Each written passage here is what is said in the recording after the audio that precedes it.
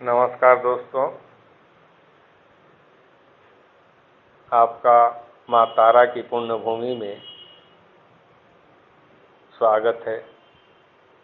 उम्मीद करता हूँ कि आप तारापीठ आकर माँ भगवती की साधना, आराधना, भक्ति, पूजा पाठ करना चाहते हैं।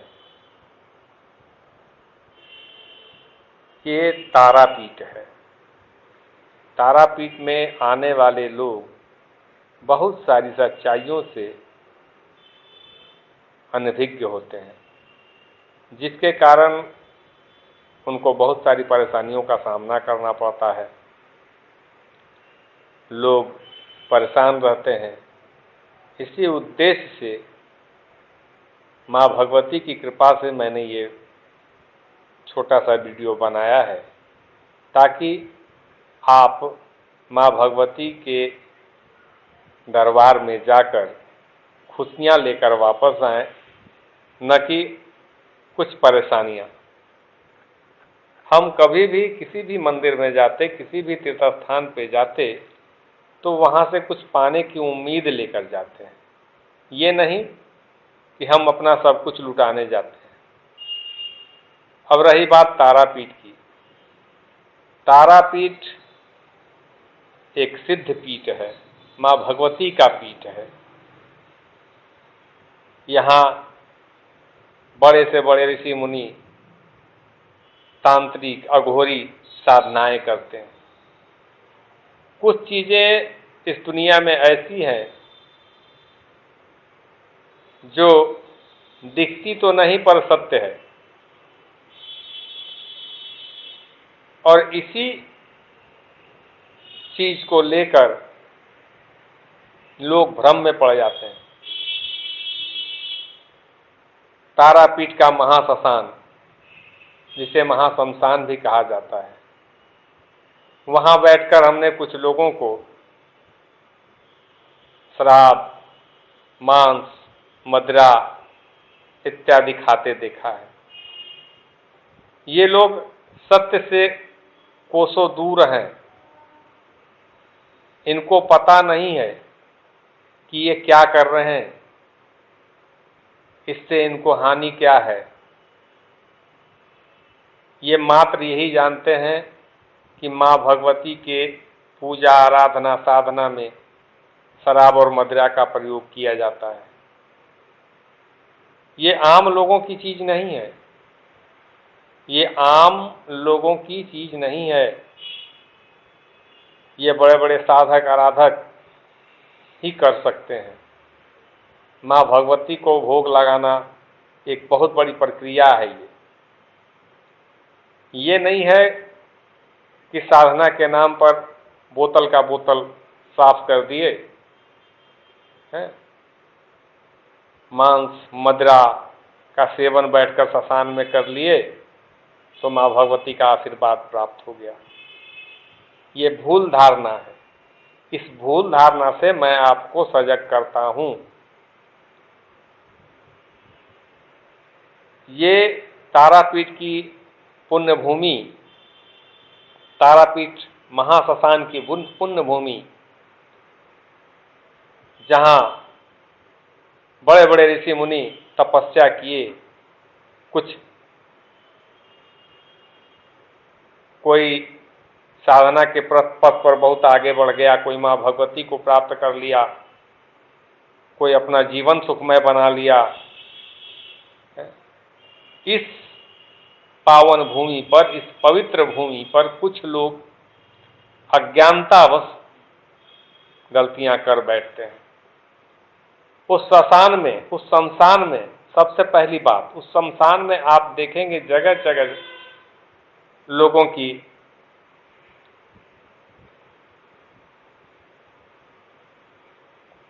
समाधियां बनी हुई हैं, कब्र बना हुआ है।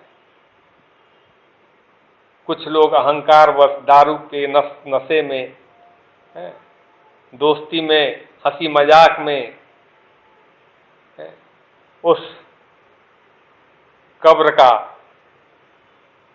उस समाधि का अपमान कर बैठते हैं।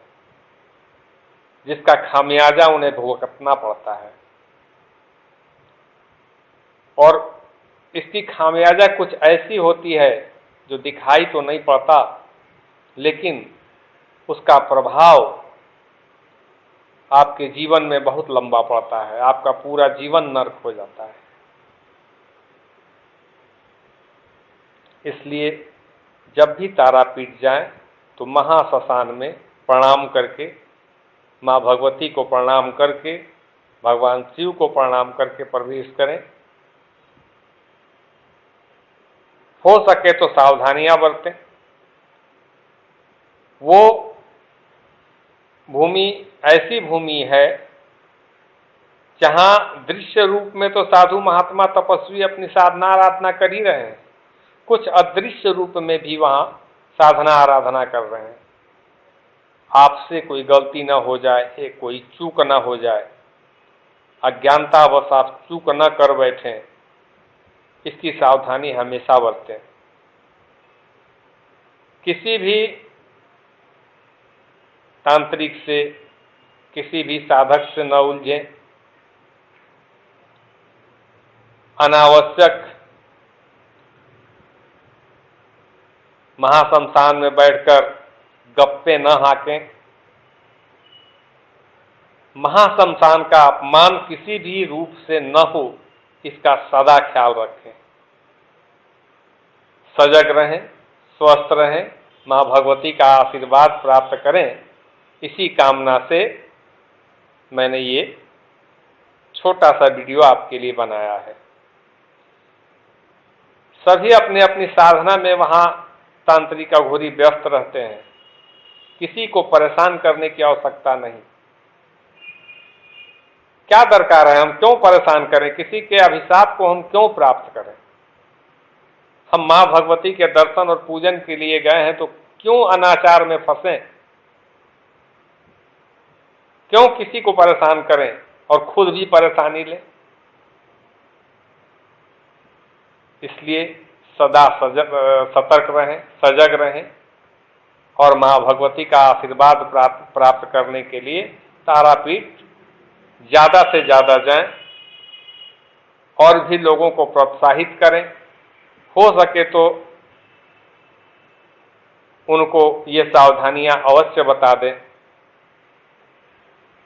ताकि उनसे कोई गलती न हो। ये साधना का पीठ है, माँ भगवती का पीठ है, माँ परम्बा का पीठ है, माँ जगदम्बा का पीठ है। उससे बड़े तो हम नहीं ना, हमारी क्या औकात जो उसके सामने खड़ा हो जाए। उनकी एक दया मात्र से हमें सब कुछ प्राप्त हो सकता है, तो फिर हम गलतियां करें क्यों, जानबूझकर गलतियां करें क्यों। इसलिए मैं आपसे बार बार निवेदन करूंगा, बार बार प्रार्थना करूंगा कि माँ भगवती के पथ पर जा रहे हैं आप, माँ भगवती के स्थान पे जा रहे हैं, तो कुछ सावधानियां अवश्य बरतें। जय माँ तारा, जय माँ तारा, जय माँ तारा, जय माँ काली, जय माता।